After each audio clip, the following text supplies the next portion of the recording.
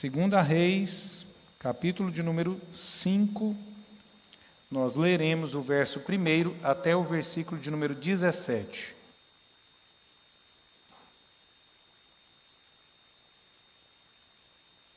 Todos encontramos? É um texto narrativo, então assim, seus irmãos, nós estaremos lendo, mantenham suas Bíblias abertas, vez ou outra estaremos retornando ao texto, recordando algumas partes importantes do mesmo para o nosso estudo nesse culto de hoje. Segunda Reis, capítulo 5, do verso 1 ao 17. Vamos ler, irmãos, de forma alternada, assim toda a igreja pode participar e também trazer a sua atenção ao texto da palavra do Senhor.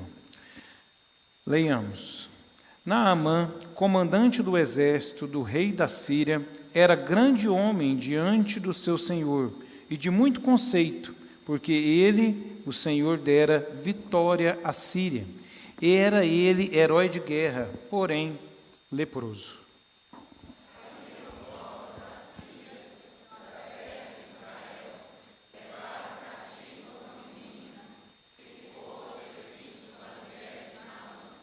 Disse ela à sua senhora: tomara o meu senhor estivesse diante do profeta que está em Samaria, ele o restauraria da sua lepra.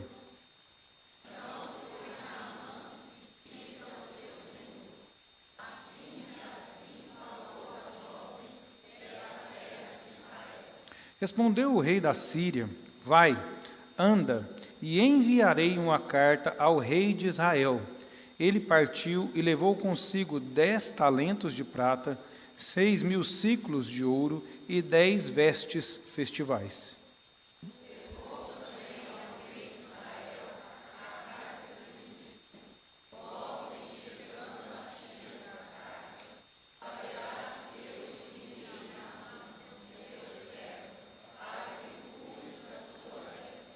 Tendo lido o rei de Israel a carta, rasgou as suas vestes e disse: acaso sou Deus com o poder de tirar a vida ou dá-la, para que este envie a mim um homem para eu curá-lo de sua lepra? Notai, pois, e vede que procura um pretexto para romper comigo.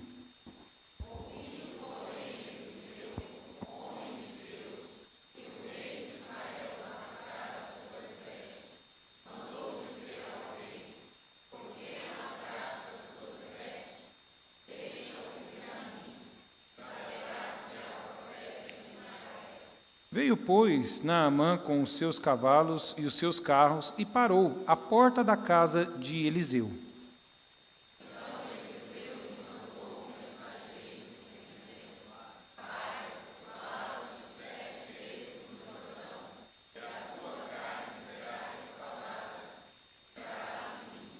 Naamã, porém, muito se indignou e se foi, dizendo: pensava eu que ele sairia a ter comigo, por se ia de pé, invocaria o nome do Senhor, seu Deus, moveria a mão sobre o lugar da lepra e restauraria o leproso.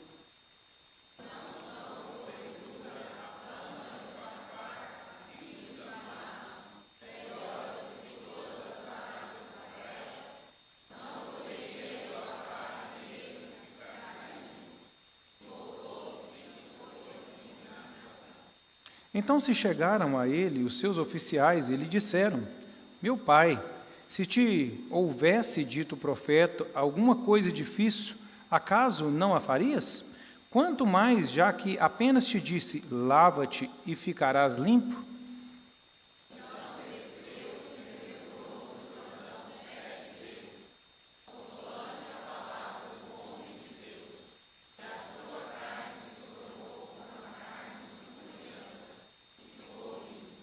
Voltou ao homem de Deus, ele e toda a sua comitiva.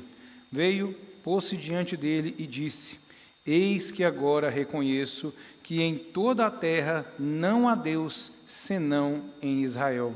Agora, pois, te peço, aceites um presente do teu servo.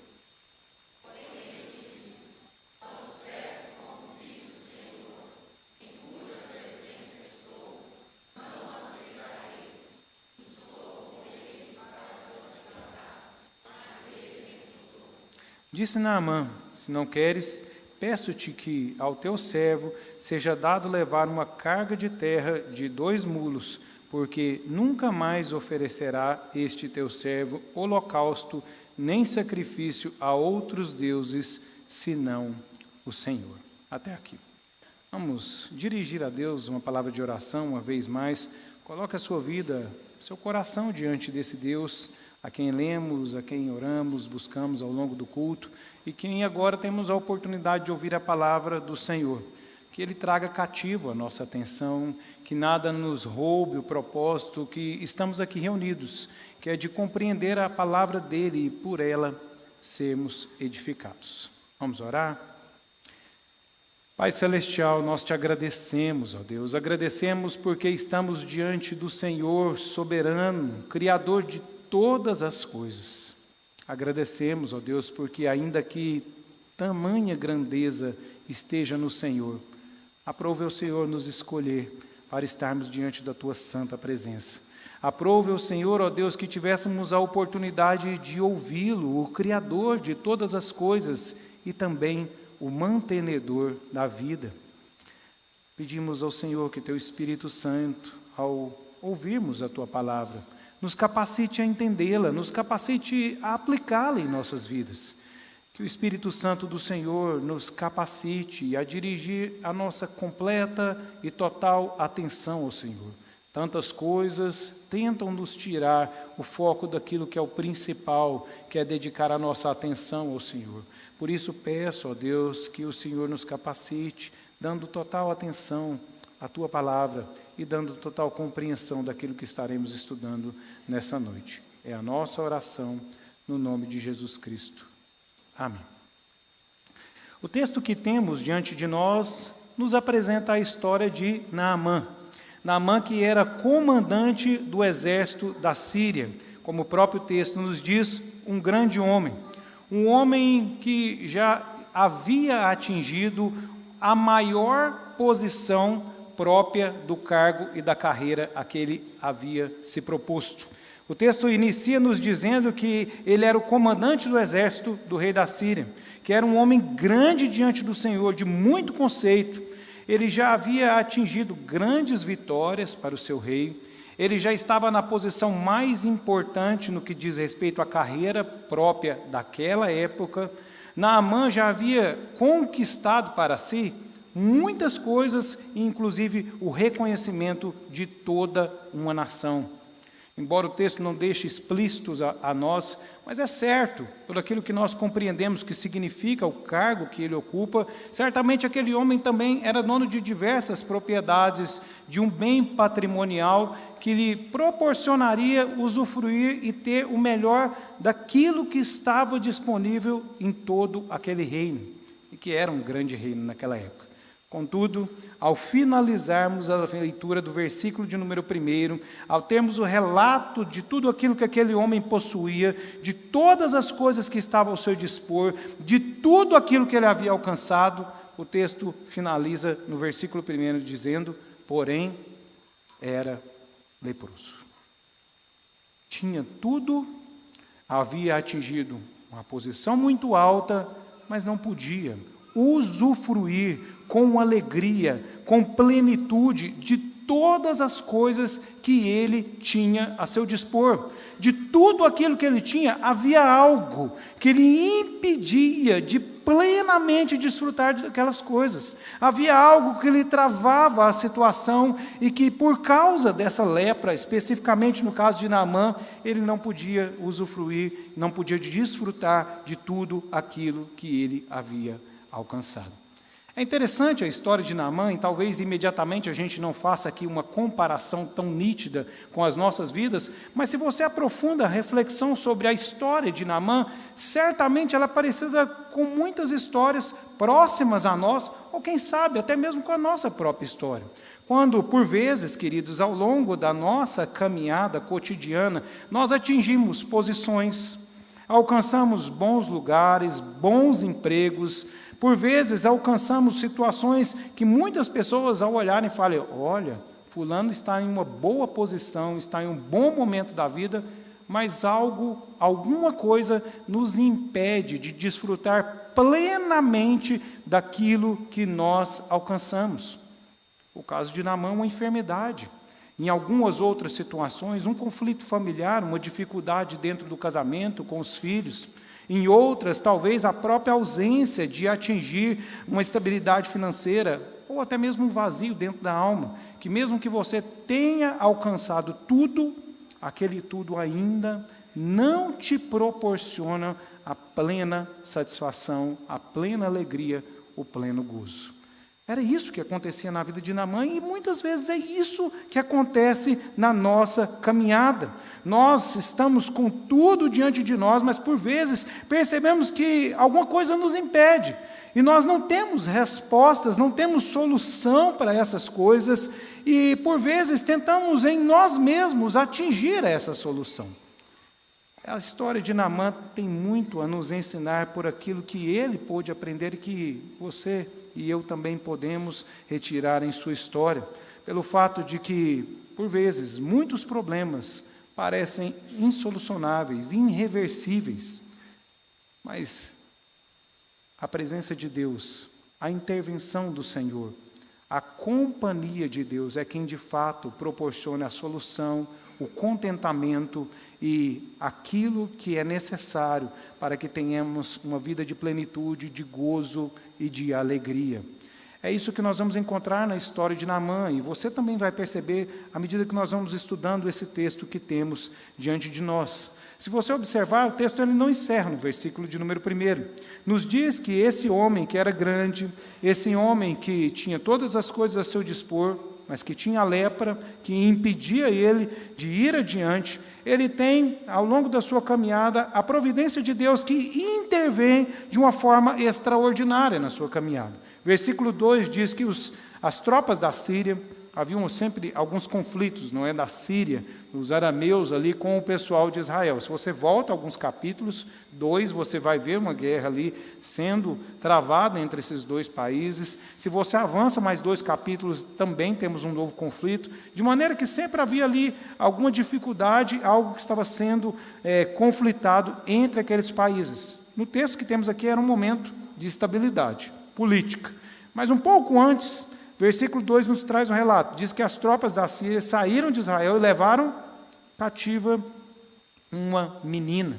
E aquela menina passou a conviver dentro da casa de Naamã. E ela, vendo a situação de Naamã, reconhecendo a sua dificuldade, ela foi um instrumento de Deus para trazer justamente a informação para Naamã. Ela disse: olha, se o meu senhor estivesse diante do profeta que trabalha em Israel, certamente ele seria curado. A palavra daquela menina aponta para Naamã a direção a quem ele deveria procurar para encontrar, então, na sua concepção, a cura para a sua enfermidade. Mas naquilo que estaremos estudando, justamente o caminho que leva a Deus. Aquela mulher aponta a Naamã o caminho que levaria ele a conhecer a pessoa do Senhor e também encontrar respostas às suas dificuldades. Ela apresenta, então, ao Deus de Israel através do profeta Eliseu, que era aquele quem profetizava assim naquele período em que temos aqui no relato do capítulo de número 5. E então, diante dessa informação, Naamã vai até o rei, traz as palavras da menina, o rei então o enche ele de presentes, o conduz até a nação de Israel e ele vai com uma grande expectativa no seu coração, a expectativa de que ele pudesse encontrar a cura para a sua enfermidade. É sobre essa busca da cura que Naamã teve que eu quero, junto com vocês, tirarmos algumas lições importantes para a nossa caminhada ao longo desse estudo nessa noite. A passagem nos ensina que Deus conduziu Naamã na busca pela cura, mas revelando a Naamã quem ele era. Portanto, a verdadeira resposta passa pela compreensão de quem é Deus. Eu quero com os irmãos pelo menos 3 lições compreendermos sobre essa busca de Naamã. A primeira delas é que a resposta que Naamã procura, ela é encontrada quando ele compreende quem é Deus. A primeira resposta que Naamã tem é: quem é Deus? Essa é a resposta da busca de Naamã tem encontrado aqui justamente na sua peregrinação. Aquele era um homem, queridos, que tinha tudo. Tinha grandes conquistas, como já vimos, tinha como cargo comandante do exército da Síria, mas me chama a atenção a narrativa bíblica. Porque quando você olha para as conquistas daquele homem, muito provavelmente você há de reconhecer que os seus feitos foram empreendidos por ele mesmo, e que o cargo que ele ocupa é algo de mérito dele. Mas há algo importante que a palavra sempre trata de trazer aos nossos corações, que mesmo na nossa competência, nós só podemos atingir uma posição, um cargo, uma situação, se Deus, de fato, nos proporciona atingi-la. Veja de novo, volta os seus olhares para o versículo de número 1. E mantenha aí sua Bíblia aberta. Diz: Naamã, comandante do exército do rei da Síria, era grande homem diante do seu senhor, de muito conceito. Por quê? Porque por ele o Senhor dera vitória à Síria. De quem era a vitória? De fato, queridos, é difícil talvez para nós passarmos a compreensão de todas as coisas, mas o comando, tanto da vida do cristão, quanto do não cristão, quanto da história da humanidade, quanto todas as coisas que correm nessa história, passa pela mão soberana do Senhor. E não era diferente na vida de Naamã. Naamã, queridos, até aquele momento havia se estabelecido no seu coração como aquele que havia conquistado todas as coisas. Mas o que a palavra de Deus deixa claro para nós é que aquele homem foi até onde Deus o permitiu, que aquele homem conquistou o que Deus o pôs na sua mão, e que ele atingiu tão somente aquilo que Deus estabeleceu na vida daquele homem.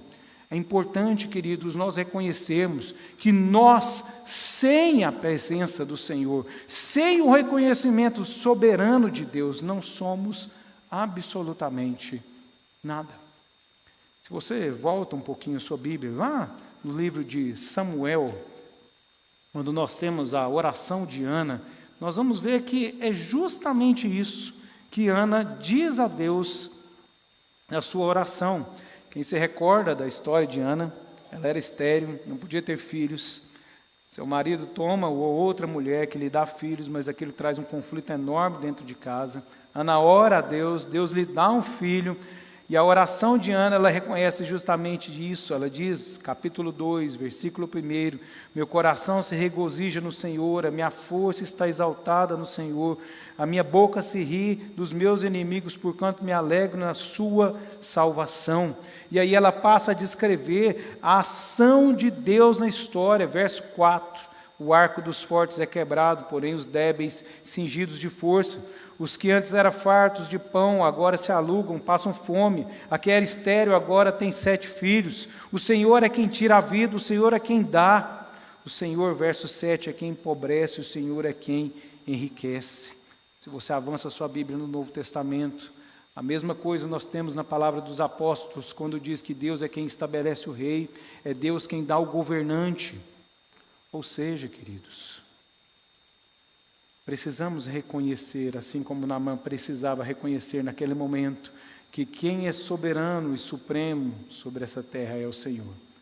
E a lepra era a maneira de Deus de fazer com que Naamã reconhecesse exatamente o lugar aonde ele se encontrava. Aquela doença, queridos, ainda que difícil, ela era uma intervenção de Deus, para que Naamã compreendesse a sua limitação, para que ele de fato compreendesse até onde ele podia ir, coisas que ele não poderia atingir, nem com suas riquezas, nem com seu poder, nem com tudo aquilo que ele usufruía naquele tempo. Embora ele tivesse ao seu dispor riquezas, certamente médicos e muitos recursos financeiros, ele não podia encontrar a cura para a sua enfermidade. E a maior humilhação para aquele homem, queridos, era ter que sair da sua terra para buscar a resposta em uma outra terra. Ter que sair da presença do seu Deus para buscar a resposta diante do profeta de Deus em Israel, mas não o Deus dos sírios, mas o único Deus, o supremo Senhor, o soberano. É tão interessante quando você olha para essa história, até aquele momento, Naamã imaginava que a resposta estaria nas mãos de Eliseu, porque assim ele havia recebido, não é verdade? Diz que ele vai até a porta, então, do rei, o rei fica desesperado, porque o rei não tinha respostas para aquele homem. Se ele entra em pânico, rasga suas vestes, entra em contrição, o profeta diz: não se preocupe, deixe que o homem venha até mim. Aquele homem não foi recebido pelo rei, a pessoa mais importante na nação, ele foi recebido por Eliseu. E ele não foi recebido por Eliseu da maneira como ele queria. Imaginem, queridos, que aquele homem tão importante, tão grande, diz que ele chegou até a porta do profeta Eliseu com toda a sua comitiva. Imagina, gente, né? O presidente aí, não o presidente do país, né? O chefe do exército, chega lá na porta da sua casa, né? Carros, chega lá com tanque, com seguranças, com todo mundo. Aí você manda empregado ir lá e dar o recado. Fala para ele que eu mandei ele fazer assim. Queridos, o coração daquele homem, a indignação daquele homem, ela foi tremenda, ela foi avassaladora, ela foi grandiosa. O texto nos diz qual era a expectativa daquele homem. Qual era a sua expectativa? Diz o texto que ele esperava que o profeta saísse, que o profeta orasse ao Deus dele, como acontecia na ação deles, e que ele estenderia a mão e ele seria curado da lepra. Mas até aquele momento, Naamã ainda não sabia. Mas Eliseu era profeta de Deus. E a cura vinha, mas não por causa de Eliseu, mas por causa do poder de Deus. Ao passo que o profeta não precisaria fazer nada. Ao passo que a sua mão não precisaria ser estendida. Apenas bastava que o Senhor fizesse a obra. Até aquele momento, aquele homem imaginava no seu coração que todas essas coisas faziam parte da mesma expressão de fé que ele vivia no meio do seu povo, mas não era, porque aquele Deus a quem Eliseu servia, a quem eu e você servimos, é o Deus soberano, supremo, o único Deus, é Ele quem traz a cura. Quando lemos Tiago, capítulo de número 5, diz que nós devemos trazer os enfermos até a frente da igreja, orar por eles. E o texto diz: o Senhor os curará. A gente estende a mão, a gente ora, a gente busca, mas quem cura é Deus. É Deus quem traz a cura. Aquele homem, queridos, precisou passar por todas essas coisas para que ele compreendesse que existia alguém acima dele, acima de todos. Quem era Deus? Foi tudo aquilo para que Naamã compreendesse quem era Deus. A sua enfermidade, o fato dele ter que recorrer ao profeta, o fato dele ter que ir até o povo, o fato dele ter que se submeter a tudo aquilo que o profeta colocou, serviu para que ele compreendesse que existe um Deus que é soberano sobre ele e sobre todos, que existe alguém que tem autoridade sobre todas as coisas, e que é esse Deus quem governa a sua vida, o seu povo, todos nós. A cura de Naamã passava, em primeiro lugar, pela compreensão de quem era Deus. Porque a cura que Deus desejava empreender na vida de Naamã, mais adiante nós veremos, ela vai muito além da cura física. E por isso Naamã precisava compreender quem era Deus. E por isso muitas vezes nós também, queridos, precisamos compreender quem é o Senhor. Porque por vezes nós também estamos diante de Deus e nós colocamos Deus numa posição inferior, enquanto Ele é soberano sobre todas as coisas. Nós temos medo de empreender a Deus as nossas dificuldades. Nós temos medo de apresentar a Deus os nossos problemas. E por vezes achamos até que Ele não tem solução para eles. Às vezes recorremos até aos recursos do mundo, pela falta nossa de compreender quem é o nosso Deus, a quem nós servimos. Bonifácio falou isso aqui hoje pela manhã, enquanto ele exemplificava justamente a aflição da nossa nação com relação às mudanças que envolvem o comando no nosso país. Quando parece que tudo está fora das mãos de Deus. Enquanto, na verdade, a Bíblia nos diz que está tudo nas mãos do nosso Deus. Estava com um colega, quando eu comecei o ministério, e nós pegamos ele numa situação muito difícil. Ele tinha uma dívida extremamente grande, incompatível com suas condições financeiras. E ele não sabia mais o que fazer. Ele já tinha pensado de tudo, e tinha pensado até em empreender alguma coisa com relação à sua própria vida. E aí, quando a gente chegou lá, ele falou assim: olha, eu já desisti, não tem jeito mais. E assim, olhando a dívida dele, eu também achava que não tinha jeito mais. Ele ganhava um pouco mais que um salário mínimo, eles haviam se envolvido em uma programação artística que fez com que eles tivessem uma dívida tão vultuosa, tão grande, que nem que se ele trabalhasse toda a vida dele ganhando aquele pequeno salário dele, seria capaz que ele pagasse. E ele já estava pensando em entrar numa proposta que veio através do meio político para se envolver em alguns processos meio duvidosos. Eu disse para ele, falei: olha, eu não tenho resposta para você, não sei como que a gente pode dar uma direção para você pagar essa dívida, mas eu sei o Deus a quem nós servimos, eu e você. Então vamos orar, vamos colocar na presença de Deus. E eu não sei a resposta que Ele vai dar, mas Ele vai dar uma resposta. Nós oramos e, num intervalo de 6 meses, o problema dele, que era uma coisa mais fechada, se tornou um problema público. As pessoas que estavam próximas começaram a ajudá-lo financeiramente, também entrando junto dentro dos seus problemas. Os seus credores começaram a ter complacência dele, perdoaram os juros, perdoaram um montante maior da dívida. Ao final de 1 ano, ele pagou uma dívida que eu mesmo não sabia como que ele poderia ser capaz de pagar. E depois desse tempo, ele fez um culto na casa dele, e ele disse: olha, há 1 ano eu não tinha esperança nenhuma, nem em Deus. Hoje o meu coração está renovado no Senhor. Muitas vezes porque nós não sabemos quem é o Deus a quem nós servimos. Isso nos leva a uma segunda lição. Portanto, a verdadeira resposta para a cura que Naamã buscava passa pela compreensão de como Deus age. Presta bem atenção nisso. Como Deus age. O que eu disse e o que o texto nos ensina é que a lepra ela tinha um propósito na vida de Naamã. Aquela doença, queridos, ela não foi por acaso. E por mais difícil que pareça para cada um de nós vamos perceber que a lepra foi um instrumento usado por Deus para que aquele homem pudesse quebrar o seu coração extremamente arrogante e que tinha a ver com as suas conquistas e o lugar onde ele ocupava. Aquele foi um instrumento que Deus usou para que ele reconhecesse que ele era extremamente pequeno e incapaz de resolver algumas coisas.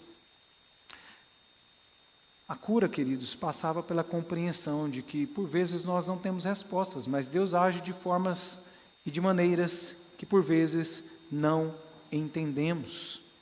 Foi necessário que Deus providenciasse aquela enfermidade, foi necessário que uma mulher estivesse dentro da casa de Naamã, levasse a palavra de Deus, e foi necessário algo que quebrou muito da arrogância daquele homem. Como eu disse, ele foi lá para a porta, ele foi recebido pelo o servo de Eliseu, que era Geazi, e o texto fala que ele falou assim: vai lá no Rio Jordão e toma banho 7 vezes. Queridos, aqui é uma soma de absurdos, né? Imaginem vocês. Em primeiro lugar, certamente aquele homem tomava banho, né? E a gente sabe que não tem diferença nenhuma entre um banho, né, quem sabe lá dentro da casa dele na banheira, ou num banho em um rio. Mais do que isso, aquele rio, que é o Rio Jordão, e até hoje ele tem as mesmas características ali no meio do povo de Israel, ele é um rio sujo, um rio turvo, justamente pela forma como as águas chegam até aquele rio. Ele não é um rio limpo, ele não é um rio transparente. Nas minhas férias em Cuiabá, eu fui lá na Chapada, e é interessante, né, porque são águas fundas, mas por causa da estabilidade de uma represa que tem antes e por causa das pedras, são águas transparentes. A gente vê o fundo assim, vê as pedras, vê os peixinhos, é uma coisa maravilhosa. E quando Naamã ouve aquela mensagem, ele fala assim: poxa, mas esse rio sujo, né, tem pelo menos 2 rios lá na minha nação que são muito mais limpos. Eu vou lá, banho neles, por que eu tenho que banhar nesse rio? O que tem de diferente nesse rio? O que tem de diferente em tomar banho? Porque até aquele momento, queridos, ele ainda não havia compreendido que o ato tinha mais a ver com a sua convicção de confiar em Deus e de obedecer do que as coisas que estavam sendo feitas ali. Era isso que Naamã precisava compreender. Ele se vira, vai embora, estava pronto para ir embora, né? Mas pela graça de Deus e sua providência, os seus servos chegaram e falaram assim: olha, se aquele homem tivesse pedido qualquer coisa, né, pular de um penhasco, carregar um peso, fazer uma peregrinação, você não teria ido? Ele disse: teria, né? Certamente. Ele queria se ver curado. Ele só pediu para você banhar. Mas aquilo tinha a ver muito com a sua situação. A obediência, queridos, a fé, a submissão a Deus é que estava sendo tratado naquele momento. Era aquele homem reconhecer que a autoridade, que a quem ele havia acabado de conhecer, ele precisava depender daquele Deus. Ele precisava obedecer àquele Senhor. Ele precisava mudar a sua conduta. Era disso que se tratava. Lembram-se do milagre de Jesus no tanque de Betesda? É um texto interessante, né? Porque fala de algumas superstições do povo de Israel, que a gente pensa assim: poxa, mas é um povo cristão, né? Mas tinha umas superstições, né?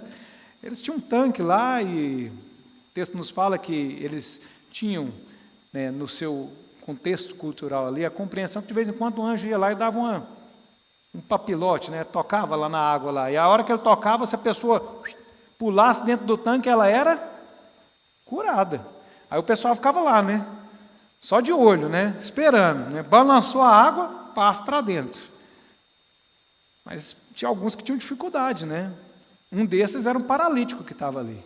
E o que o texto nos diz? Que Jesus jogou ele na água, né? Empurrou ele, né? Falou assim: vai, né? Que agora vai ser curado, né? Paralítico, coitado, vai lá, né? Que afunda, né? Não sei como é que era a profundidade do tanque. Mas não, né? Deus, diante de todo aquele cenário, com pessoas cheias de superstições, de crendices, que não haviam compreendido ainda a maneira pela qual Deus age, que não haviam entendido ainda que o fato da cura tinha a ver com a submissão, a obediência a Deus, que tinha a ver com o ato de fé, e tinha a ver com a disposição de Deus em curar. Ele diz para o homem: levanta, enrola aí sua caminha e vai embora. Se você quer compreender melhor o texto que nós lemos aqui de Naamã, porque quando a gente lê esses textos aqui, a gente lê para as crianças na sala, não é? E nós achamos que o texto é a história da cura de Naamã, mas esse texto é a história da glória de Deus. Lá em Lucas capítulo 4, avança um pouquinho sua Bíblia aí comigo. Nós temos o início do ministério de Jesus, Lucas capítulo de número 4. Vai um pouquinho para frente aí na sua Bíblia. Diz que Jesus, após ter sido tentado, então ele regressa para Galileia e vai para a sua terra natal, que era Nazaré. Vai até a sinagoga, lê o texto da palavra do Senhor, versículo de número 20. Tendo fechado o livro, devolveu o assistente, sentou-se, toda a sinagoga tinha os olhos fixos nele, ouviram a Jesus, as suas palavras eram maravilhosas, as suas palavras eram sábias. E aí no verso 23 ele diz assim: disse-lhes Jesus: sem dúvida, citar-me-eis este provérbio: médico, cura-te a ti mesmo. Tudo o que ouvimos ter se dado em Cafarnaum, faze-o aqui também na sua terra. E prosseguiu: de fato, vos afirmo que nenhum profeta é bem recebido na sua própria terra. Na verdade vos digo que muitas viúvas havia em Israel no tempo de Elias, quando o céu se fechou por 3 anos e 6 meses, reinando grande fome em toda a terra. Nenhuma delas foi Elias enviado, senão a viúva de Serepta de Sidom. Verso 27. Havia também muitos leprosos em Israel nos dias do profeta Eliseu, e nenhum deles foi purificado, senão Naamã, o sírio. A cura, queridos, daquele homem era para a glória de Deus. A cura daquele homem é para que Deus fosse manifesto na vida de Naamã, na vida do povo sírio, na vida do povo de Israel. Deus, queridos, Ele age em primeiro lugar para a sua glória, para o seu nome, para que o seu nome seja exaltado. E quando o seu nome é exaltado, nós somos beneficiados pela ação do Senhor misericordiosa e graciosa. Mas nós devemos nos lembrar sempre quem está em primeiro lugar, quem é soberano, a quem nós devemos glorificar.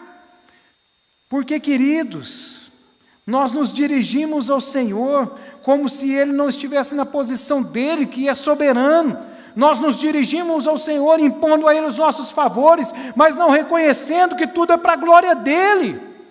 Como nós cantamos hoje aqui na música, no finalzinho, que é uma música fantástica. É tudo por Ele.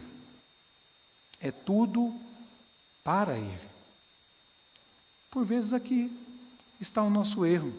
E por vezes aqui nós não encontramos o favor vindo da parte de Deus. Porque muitas das coisas que fazemos é para nós mesmos.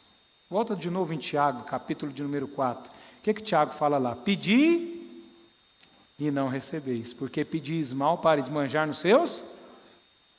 Mega Sena, né? Quem jogou na cena da virada? 450 milhões, irmãos. Quem não fica tentado? Até eu, né? Ô, santo, né? Não, Deus, mas se eu ganhar metade, eu não vou dar 10%, não, vou dar metade para a igreja do Senhor. Vou ajudar uns parentes, minha mãe, meu pai, meu avô, minha avó, uns 2 amigos. 3 não, senão já vai faltar dinheiro. Exagerei, né? Não precisa ser a mega da virada. Pode ser um emprego, pode ser a faculdade, pode ser na nossa casa. Quantas e quantas coisas nós pedimos ao Senhor, mas pedimos para nós mesmos. Por isso, não recebemos. E por isso, nós não somos atendidos pelo Senhor.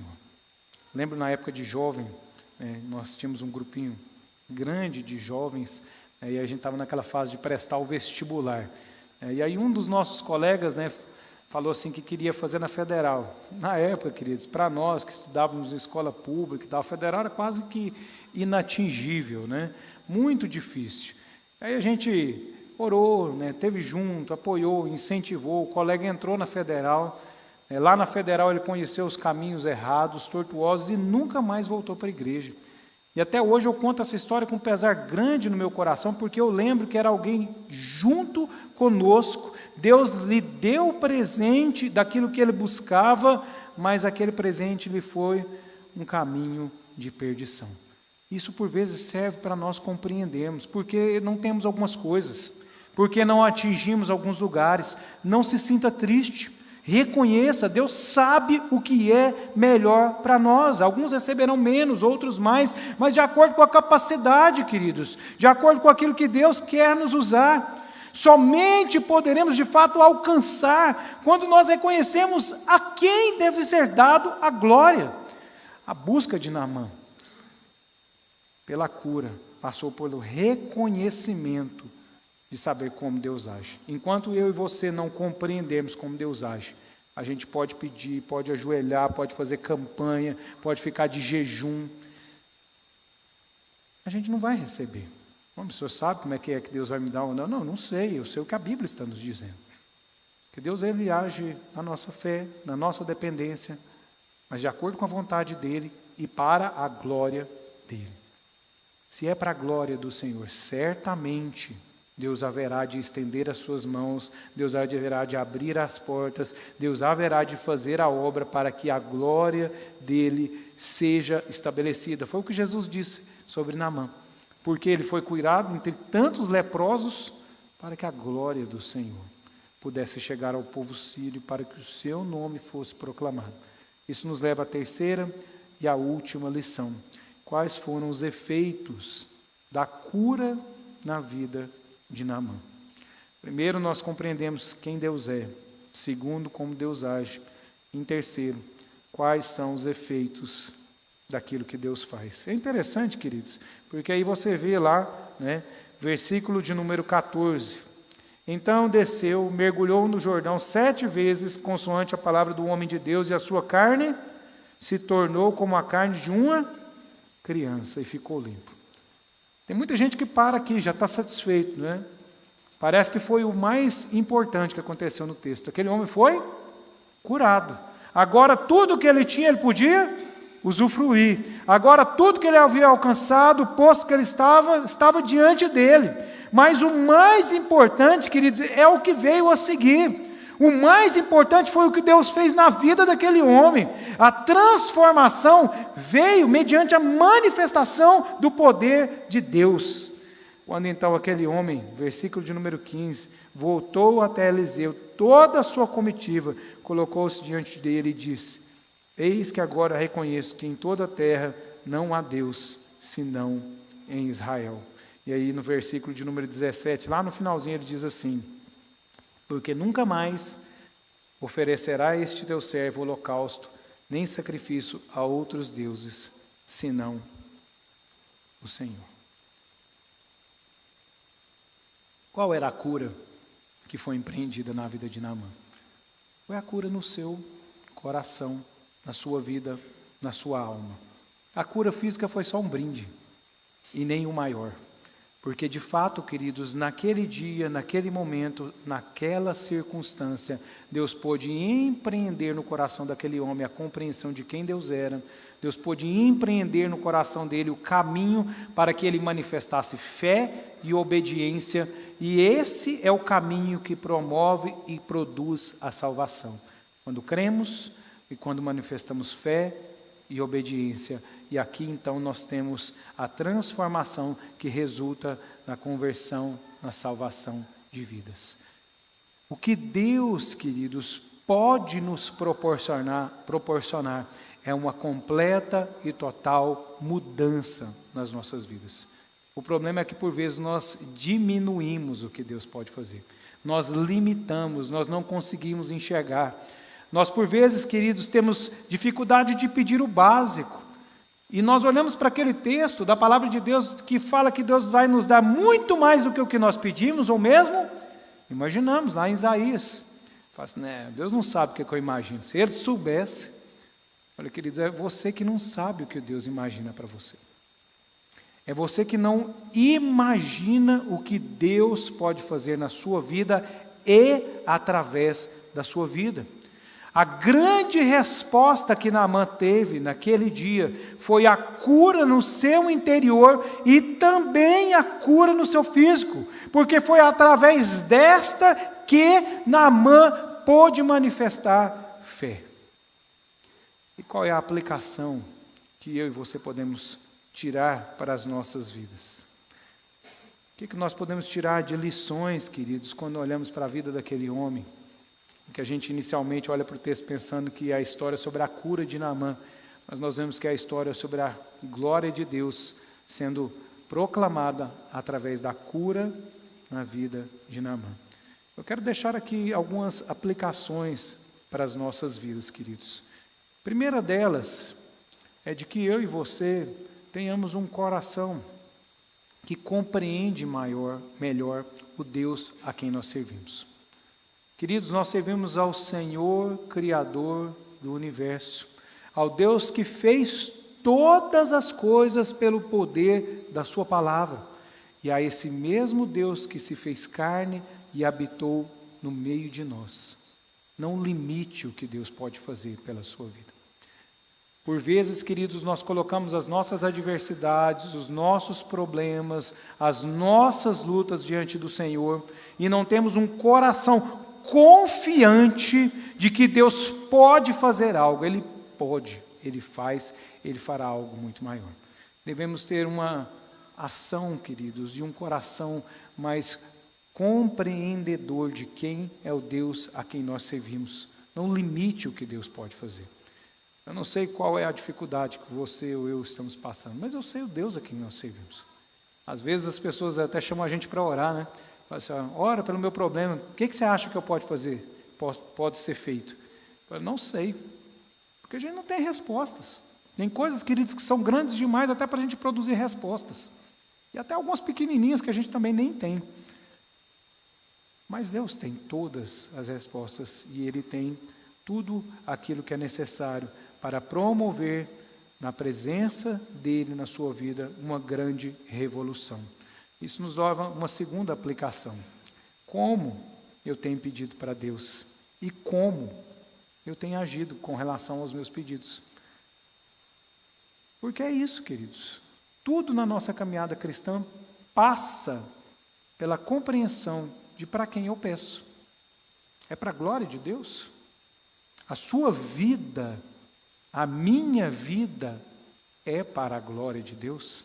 E com isso, naturalmente, as coisas que eu faço, que eu pratico e que eu peço, são para a glória de Deus?